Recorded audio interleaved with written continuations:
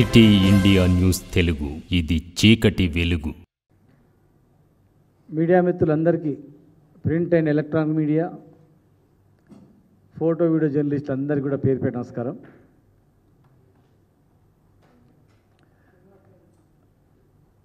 పది నెలల తర్వాత పాలమూరు రంగారెడ్డి జిల్లా ప్రాజెక్టు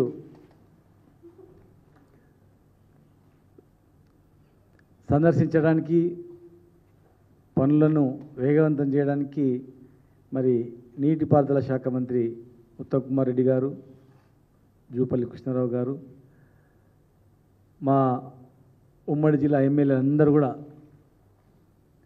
మరి కదిలినందుకు మరి లేటుగా అయినా స్పందించినందుకు వారికి స్వాగతిస్తూ ఒక్కటే తెలియజేస్తా ఉన్నాం. దయచేసి భేషజాలకు పోకండి, విద్వేషాలకు అసలు పోకండి. మా మీద ఉన్నటువంటి కోపంతో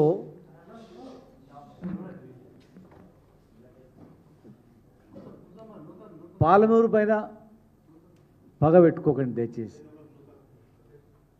ఎందుకు చెప్తున్నా అంటే, ఏదుల కానీ, నార్లాపూర్ కానీ, వట్టెం కానీ, ఉదండపూర్ కానీ, కరివెన కానీ, ఇవన్నీ రిజర్వాయర్లు పాలమూరు రంగారెడ్డి జిల్లా ప్రాజెక్టు 90% మేము అమ్ముతామంటే మీ ఈఎన్సీ గారిని రేపు ఎక్కడో దగ్గర సమీక్ష పెట్టి టోటల్ ప్రాజెక్టులో ఎంత పని అయిందో అడగమని చెప్పండి, ఈఎన్సీనే చెప్పండి. దాదాపు 90% పనులన్నీ పూర్తయినాయి. టన్నల్ కూడా 90% టన్నల్ కూడా కరివేణ నుంచి ఉదండపూర్ టన్నల్ కూడా కంప్లీట్ అయిపోయింది. టన్నల్ కంప్లీట్ అయింది, రిజర్వాయర్ కంప్లీట్ అయినాయి. ఏదుల నుంచి వట్టె నుంచి ఆడ మోటార్ ఆన్ చేస్తే డైరెక్ట్గా ఉదండపూర్ వరకు వెళ్ళడానికి ఎక్కడ కూడా అభ్యంతరం లేకుండా ఉంది. కేసీఆర్ గారు పంపు కూడా, మొదటి పంపు కూడా ఆన్ చేసి ట్రయల్ రన్ కూడా చేసి చూపించినాం. ఇక మిగిలినవి ఏంటంటే కాలువలు కూడా టెండర్ మేము పిలిచినాం, మీరు వచ్చిన తర్వాత రద్దు చేసింది. ఇవాళ మీరు చేసిన పని ఏంటంటే, మేము చెప్పిన దానిలో మీరు సద్విమర్శగా తీసుకోండి. ఎందుకంటే తెలంగాణ రాష్ట్రం, తెలంగాణ 10 జిల్లాల్లో అత్యధిక నష్టపోయింది ఉమ్మడి ఆంధ్రప్రదేశ్లో పాలమూరు జిల్లా. 18 మంది వలసలు పోయినటువంటి, లక్షల మంది వలస పోయి బయట బతుకుతున్నటువంటి జిల్లా పాలమూరు జిల్లా. దేశంలోనే నిరక్షరాస్యత అతి తక్కువగా ఉన్నటువంటిది మహబూబ్నగర్ జిల్లాలోనే. బాల్య వివాహాలు అత్యధికంగా ఇక్కడనే, చైల్డ్ లేబరు ఇక్కడనే. మరి ఇలాంటి జిల్లాలో నాన్స్తూ ఏళ్ళ తరబడి ఉన్నటువంటి పెండింగ్ ప్రాజెక్టులని రన్నింగ్ ప్రాజెక్టుగా చేసి, భీమా కావచ్చు, నెట్టెంపాడు కావచ్చు, కల్వకుర్తి కావచ్చు, కోయిల్ సాగర్, దాదాపు 1,00,000 ఎకరాల సాగును పెంచి ఎండిపోయిన కంకులతో పిండి సంచులు దొరకక చెప్పులను లైన్లో పెట్టి ఎండలు నిలబడినటువంటి పరిస్థితి నుంచి ఇటు చూసిన రాసులు ఒడ్లు వండే స్థాయికి తీసుకొచ్చినటువంటి ఘనత 10 సంవత్సరాల్లో పరిపాలించినటువంటి టీఆర్ఎస్ ప్రభుత్వాన్ని. పెండింగ్ ప్రాజెక్టులను రన్నింగ్ ప్రాజెక్టులా చేసి ఆ జిల్లాను 1,00,000 ఎకరాలు పండించి సస్యశ్యామలు చేసినాం. పాలమూరు రంగారెడ్డి జిల్లా ప్రాజెక్టు ఆ ప్రాజెక్టుతోనే ఈ మహబూబ్నగర్ బాగుపడుతుందని చెప్పి అత్యధికంగా నీళ్లు ఉన్నటువంటి ప్రాంతం నుంచి శ్రీశైల జలాశయంలో కూడా మన వాట ఉంది, కృష్ణానదిలో మన వాట ఉంది.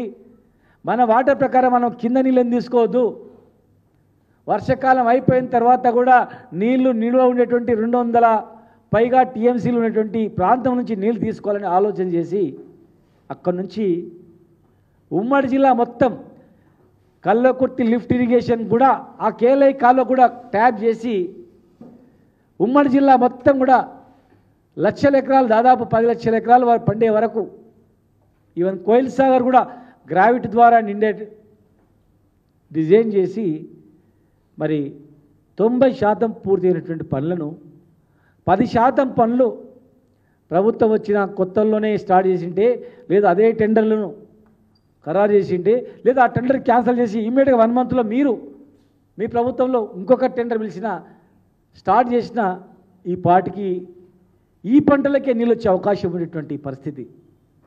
కనీసం నెక్స్ట్ పంటల కన్నా నీళ్ళు వచ్చేటట్లు చేయండి. మేమందరం కూడా 14 మంది మొత్తం శాసనసభ్యులము, మంత్రులము, ఎమ్మెల్యేలు అందరం కూడా ఒక ఏకతాటిపై ఉండి 6 రిజర్వాయర్లు, లిఫ్ట్లు, టన్నెళ్ళు కంప్లీట్ చేసుకున్నాం 90%. ఎక్కడ కూడా వెనుకడుగు వేయలేదు. ఈరోజు మీరు కూడా అందరూ కలిసి ఒక రాజకీయ కోణంలో అరే ఈ కంప్లీట్ చేస్తే ఈ పార్టీకి పేరు వస్తుందనో, లేకపోతే మేము చేసే విమర్శను ఎట్లా మీరు మళ్ళీ విమర్శ చేయాలనో అనే దానిలో పోకండి. పాలమూరు జిల్లా గోస అనేది చాలా తెలంగాణ ఉద్యమ సమయంలో ఈ మహబూబ్నగర్ చూసే మహబూబ్నగర్, నల్గొండ ఉన్నటువంటి ఫ్లోరైడ్ సమస్యను, ఇక్కడ ఉన్నటువంటి కరువు సమస్యను దృష్టిలో పెట్టుకొని తెలంగాణ ఎందుకు కావాలనో చెప్పినటువంటి పరిస్థితి. ఆనాడు ఆంధ్రప్రదేశ్కి అప్పు కావాలంటే ఈ మహబూబ్నగర్, పాలమూరు చూపించి, నల్గొండను చూపించి, ఈ యొక్క ఆకలి పేగులు చూపించి అప్పు తెచ్చుకొని వాళ్ళ ప్రాంతాలను సోకు చేసుకున్నారు. కానీ ఏళ్ళ తరబడి కూడా తలరాత మారలేదు. తెలంగాణ వచ్చిన తర్వాతనే తెలంగాణ ఎందుకు రావాలనో ఈ జిల్లాను చూపించినాం. ఆనాడు అప్పులు పుట్టాలంటే ఈ జిల్లాను చూపించారు, అప్పులు తెచ్చుకొని వాళ్ళ ప్రాంతాలు అభివృద్ధి చేసిండు. ఈనాడు మేము తెలంగాణ ఎందుకు రావాలనో ఈ జిల్లాలు చూపించినాం, తెలంగాణ తెచ్చుకున్నాం, 1,00,000 ఎకరాలు పండించినాం. రైస్ మిల్లర్లు బ్యాంకు లోన్ కట్టలేకపోతున్నామని 2013లో మొత్తుకున్నారు. బ్యాంకు లోన్ కట్టలేకపోతున్నాం, ఏం పంటలు పండతలేవని. కానీ తెలంగాణ వచ్చిన తర్వాత మేము చెప్పినాం, మా రైస్ మిల్లర్ అసోసియేషన్లకు చెప్పినాం. అన్నసాగర్లో ఒక ఆరవైశ్య మహిళా సంఘం నాయకురాలు అడిగింది, అన్నా మా రైస్ మిల్లు కట్టలేకపోతున్నాం, బంగారం అమ్మి ఇన్స్టాల్మెంట్ కడుతున్నామని. ఒక పూజలో కలిసినప్పుడు అడిగితే, అమ్మ తెలంగాణ వచ్చి మీరు చూడండి రైస్ మిల్లు సరిపోవు, ఇంకా ఎన్నో రైస్ మిల్లు పుట్టుకొస్తాయి అని చెప్పినాం. మరి అది అన్నట్లనే చేస్తామని ఆమె కూడా చెప్పింది ఒక మీటింగ్లో కలిసి. మరి ఈరోజు ఎక్కడ రైస్ మిల్లో చూసినా, ఎక్కడ గోడౌన్లో చూసినా రాసులు ఒట్లు ఎట్లా ఉన్నాయి. తెలంగాణ రాకముందు ఎందుకు ఎండిపోయినాయి, ఈ 10 సంవత్సరాల్లో పంటలు ఎందుకు వండినాయి, ఈ 10 సంవత్సరాల్లో రైతుల పరిస్థితి ఏముంది. మన పల్లెలు బతికేదే రైతుల నుంచి.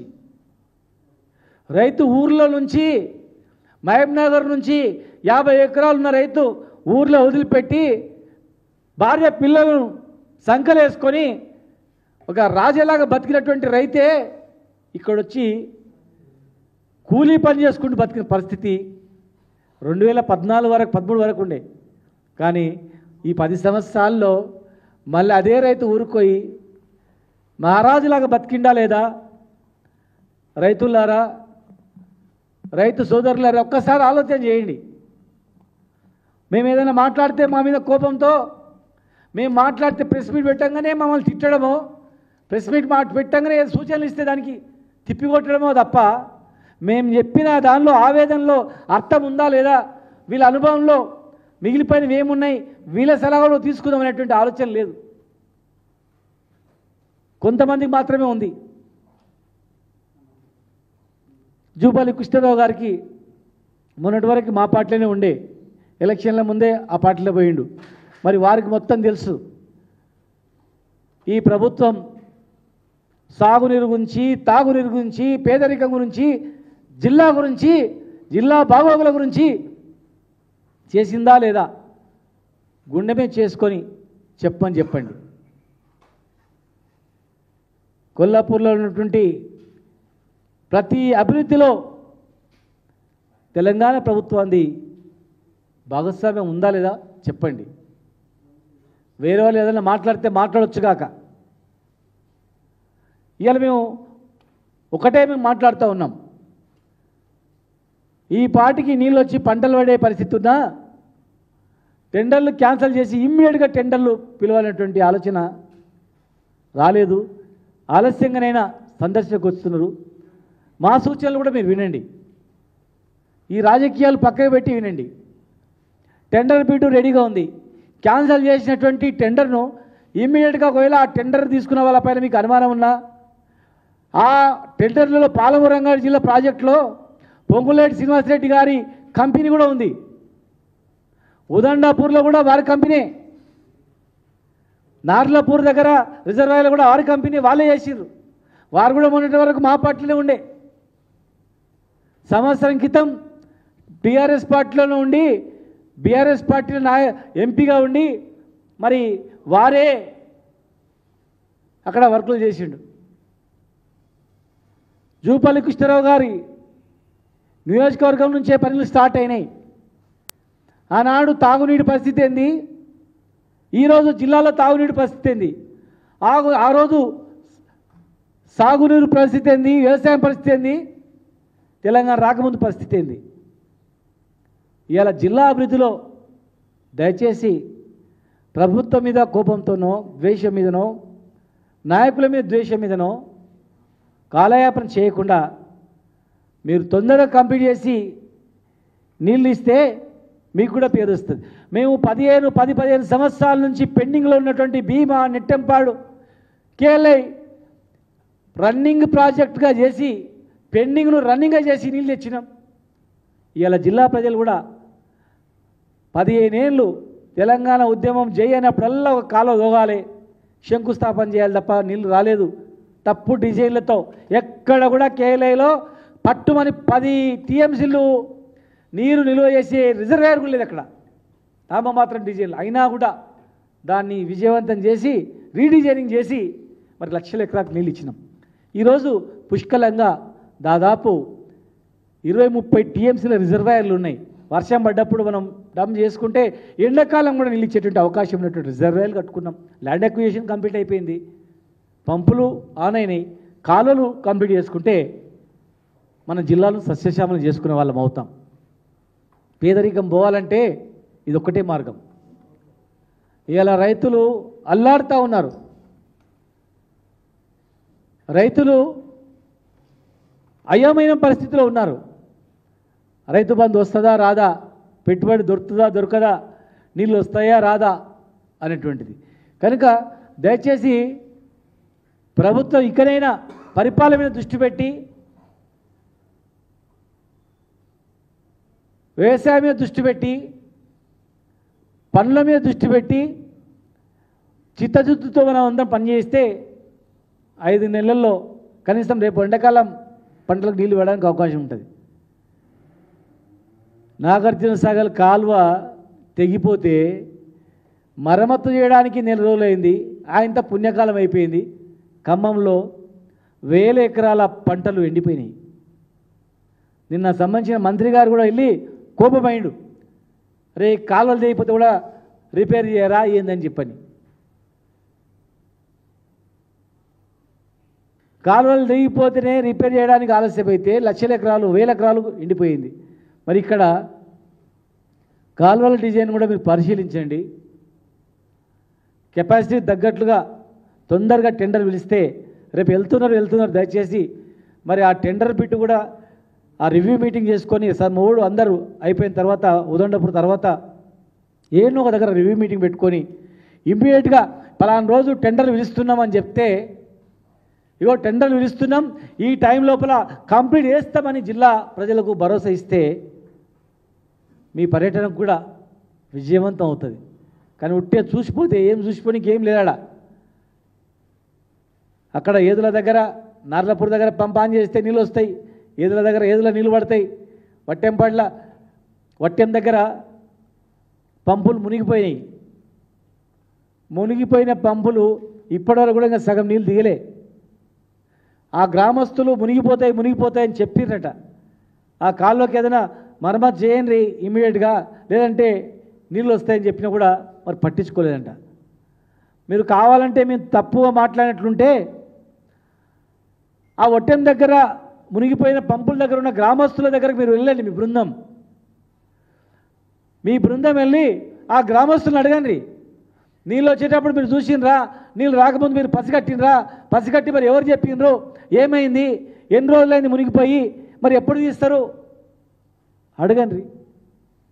బాధ్యులపైన యాక్షన్ తీసుకోండి. ఇది పాలమూరు బతుకుదెరు, ఇది ఆకలి బాధలు బతుకుదెరు. అది వేరే అంశాల్లో ఏది జరిగినా జరగవచ్చుగాక, ఏం పెద్ద అయ్యేది ఏం లేదు, ఎలాగపోతే రేపైతే. కానీ ఇది ఒక బతుకుదెరు. ఎంతో ఆశతో ఆకలితో బిక్కుబిక్కుమని చూస్తూ ఉన్నారు. 1000 రూపాయలు నాటేస్తే వచ్చేది, ఇవాళ సగం వేసిండ్రు, సగం వేయలేదు. రేపు ఎండాకాలం ఉంటుందో పండుదో అన్న పరిస్థితిలో ఉంది.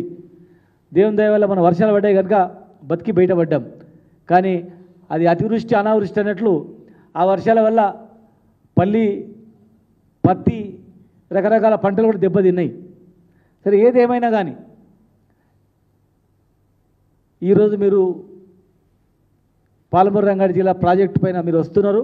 పెండింగ్ ఏం లేదు, అక్కడ కాలువలు మాత్రమే పెండింగ్లు ఉన్నాయి. ఆ పెండింగ్ పనులను వెంటనే టెండర్స్ కాల్ఫర్ చేసి రేపు మీరు లాస్ట్లో ఒక రివ్యూ చేసి ప్రెస్ మీటింగ్ పెట్టుకొని రేపు పర్యటనలో భాగంగా పాలమూరు ప్రజలకు పలానా తేదీ లోపల మేము కంప్లీట్ చేస్తామని భరోసా ఇస్తే మరి ఇరిగేషన్ మంత్రి గారు కానీ, మరి జిల్లా మంత్రి గారు కానీ, జిల్లా ప్రజల నుంచి కూడా అరే మాట ఇచ్చిర్రు, మాట ప్రకారం ఈ 10% పని, మరి 90% పని ఎన్ని రోజులలో అయింది, ఈ 10% పని కాలువలు తోవడమే, జేసీబీలతో కాలువలు కొట్టుకుంటూ ఓడమే. ఏ ఊరు పొలిమేర నుంచి ఆ ఊరు పొలిమేర వరకు ఆ ఊళ్ళో పిలిచి కాంట్రాక్టర్లు అప్పచెప్పి ప్రతి ఊర్లో జేసీబీలు అయినాయి, ఇటాచీలు అయినాయి, ట్రాక్టర్లు అయినాయి, టిప్పర్లు అయినాయి, మస్తు అయినాయి. ఒక వార్పుడ్ బేస్లో వేగవంతం చేస్తే వచ్చే పంటకు నీళ్ళు వేయడానికి అవకాశం ఉంటుంది. కనుక దయచేసి ఎమ్మెల్యేలు కానీ, మంత్రులు కానీ మా మాటలను కూడా మీరు విని మాది విమర్శలు అనుకోకండి, సద్విమర్శగా మీరు తీసుకొని చేస్తే అది చిత్తశుద్ధితో నిజంగా వీళ్ళు కంప్లీట్ చేయడానికి వచ్చేనే భావన కలుగుతుంది. కనుక దీన్ని ఇరిగేషన్ మంత్రి గారు, జిల్లా మంత్రి గారు బాధ్యత తీసుకొని వచ్చే పంటలకు నీళ్ళు ఇచ్చేటట్లు టెండర్స్ కాల్ఫర్ చేసి జిల్లా ప్రజలకు భరోసా ఇవ్వాలని చెప్పని మరి మీ ద్వారా తెలియజేస్తూ ఉన్నాను. ఉట్టిగా చూసిపోతే ఏం లాభం లేదు, కొత్త చేసేది కూడా ఏం లేడా, చేసేది కూడా ఏం లేదు. టన్నల్ కూడా అయిపోయింది. ఒక పేపర్లో టన్నల్ పెండింగ్ ఉంది, టన్నల్ పెండింగ్ లేదు, గిన్నింగ్ లేదు. టన్నల్ అయిపోయింది, గిన్నెలు అయిపోయింది, రిజర్వాయర్ అయిపోయింది, ల్యాండ్ అక్విజిషన్ అయిపోయింది, టోటల్ A to Z అయిపోయింది. చిన్న అక్కడక్కడ ఏదైనా చిన్న మిగిలి ఉండొచ్చు, 1-2%. మిగతాది రిజర్వాయర్ కింద కాలువలు మాత్రం మిగిలినాయి. చెక్ డ్యాములు కూడా ఉన్నాయి. చెక్ డ్యాములు కూడా రైతులకు చాలా భరోసాను ఇస్తాయి, వాళ్ళకు చాలా ధైర్యాన్ని ఇస్తుంది. ఒకవేళ ఆ భూగర్భ జలాలు కూడా పైకి వస్తున్నాయి చెక్ డ్యామ్ల ద్వారా. కనుక అత్యధికంగా తెలంగాణ రాష్ట్రంలోనే హైయెస్ట్ చెక్ డ్యామ్లు మహబూబ్నగర్ జిల్లాకు మేము తీసుకొచ్చిన మా హాయంలో. రీసెంట్లీ కూడా ఇంకా దాదాపు 70-80 చెక్ డ్యామ్లు ఉన్నాయి జిల్లాలో, టెండర్స్ అయ్యి ఉన్నాయి. మరి ఆ చెక్ డ్యామ్లను కూడా కంప్లీట్ చేయండి, కాలువలు కూడా కంప్లీట్ చేయండి, తొందరగా నీళ్ళు ఇవ్వాలని చెప్పి మేము విజ్ఞప్తి చేస్తా ఉన్నాం.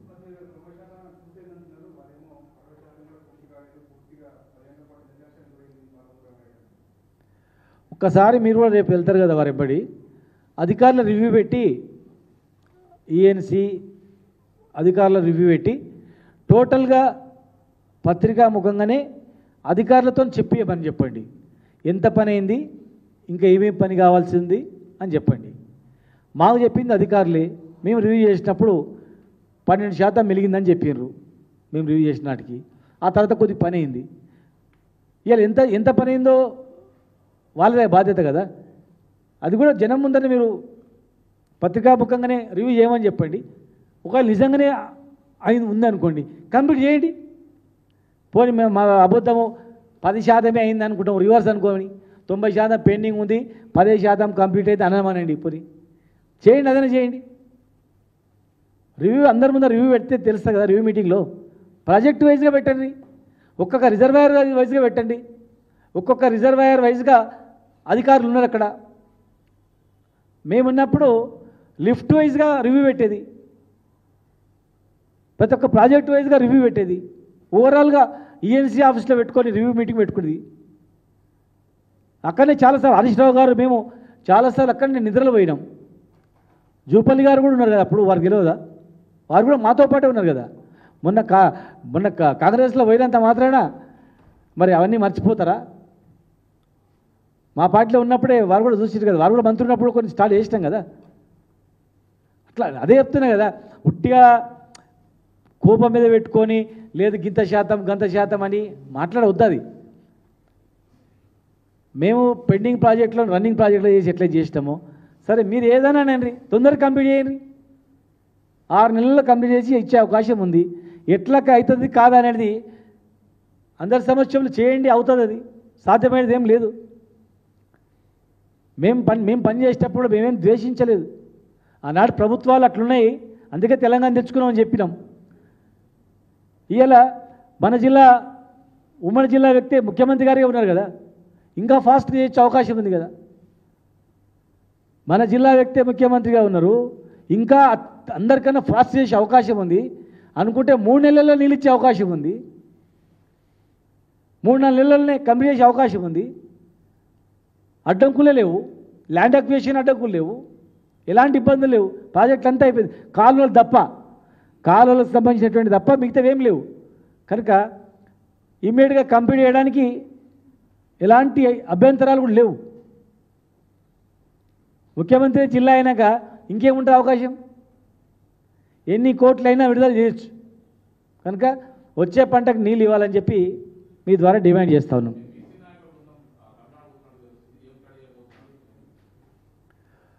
అంటే అక్కడ ఆర్థిక స్థితిగతులు, రాజకీయంగా ఎలా ఎదిగిండ్రు, రిజర్వేషన్స్ ఎట్లా ఉన్నాయి, అన్ని రంగాల్లో వెనుకబడినటువంటి వర్గాల వాళ్ళు ఎక్కువగా తమిళనాడులో అన్ని రంగాల్లో ముందంజలో ఉన్నారు. రిజర్వేషన్లు కూడా 69% రిజర్వేషన్ తమిళనాడులో ఉంది.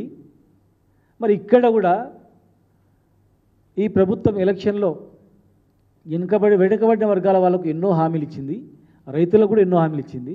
ముఖ్యంగా ఓబీసీలకు రిజర్వేషన్ విషయంలో ఇమ్మీడియట్గా రేపు రాబోయే ఎలక్షన్స్లలో, వచ్చే ఎలక్షన్స్లలో 42% రిజర్వేషన్ ఇస్తాం. జనాభా 60% ఉన్నా మేము 42% ఇప్పుడు ఇస్తాం అని మాట ఇచ్చారు. కనుక ఇచ్చిన 42% రేపు అమలు చేస్తారు, 100% అమలు చేస్తామని మొన్న కూడా మాట ఇచ్చారు. కనుక ఇక్కడ 42 ఇస్తున్నారు, అలా 69, 50 పైన ఉంది కదా. సరే, ముందు 42 ఎప్పుడు ఇస్తారు? వచ్చే ఎలక్షన్లు ఇస్తున్నారు కదా. మరి ఇచ్చిన తర్వాత అక్కడ ఇంకా ఎక్కువ ఉంది కదా, స్టడీ చేసి వద్దాం, చూద్దాం. మరి ఇచ్చిన హామీ నిలబెట్టుకుంటారు కదా ఎట్లా? ఆఫ్టర్ జనగణన తర్వాతనే ఎలక్షన్ పోతాం, ఖచ్చితంగా 100% ఇస్తామని చెప్పి ప్రభుత్వం కానీ మరి పార్టీ పెద్దలు కానీ చెప్పింది. కనుక మరి 5-6 నెలల్లో ఎట్లా అమలు కాబోతూ ఉంది. మార్చ్ తర్వాత ఇక్కడ 42% రిజర్వేషన్తో మరి అన్నిట్లో వస్తుంది. కనుక ఇంకా ఇంకేమైనా ఉన్నాయా అని చూద్దామని పోతున్నాం.